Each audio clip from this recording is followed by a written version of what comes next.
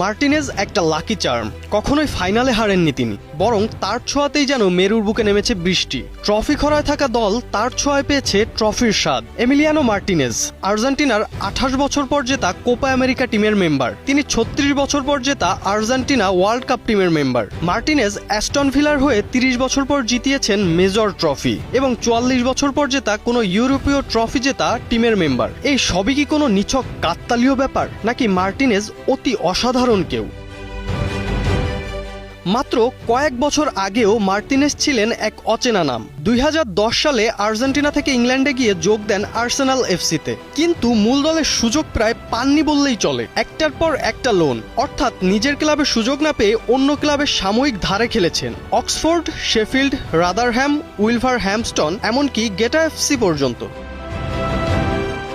27 বছর বয়সে তিনি ছিলেন লোনি গোলকিপার, যে বয়সে অনেক ফুটবলার ক্যারিয়ারের সেরা সময়ে পৌঁছে যায়। সে বয়সে মার্টিনেজ নিজের অস্তিত্ব টিকিয়ে রাখার লড়াই করছিলেন। এরপর আসে 2020 সাল। আর্সেনালের প্রথম গোলকিপার ইনজুরিতে পড়তেই হঠাৎ সুযোগ পান মার্টিনেজ, আর সেই সুযোগটাই বদলে দেয় সবকিছু। এফএ কাপ জয়ে দুর্দান্ত পারফরমেন্স করে পুরো ইংল্যান্ডকে চমকে দেন তিনি। তারপর যোগ দেন অ্যাস্টন ভিলা এফসিতে, আর ঠিক সেখান থেকেই শুরু হয় ইতিহাস।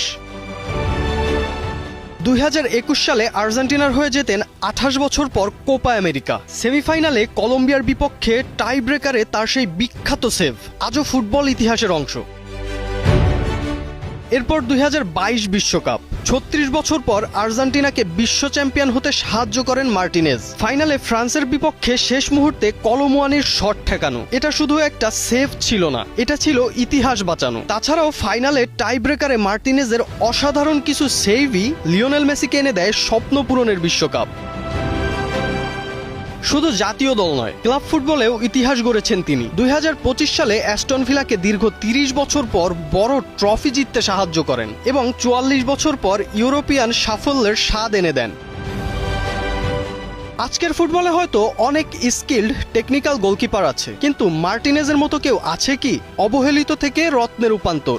যা চায় দল, ইনি যেন এনে দেন ঠিক তাই। গোলবারে তিনিই সময়ের সবথেকে বিশ্বস্ত হাত নয় কি? রাফসান মনি, নিউজ 24।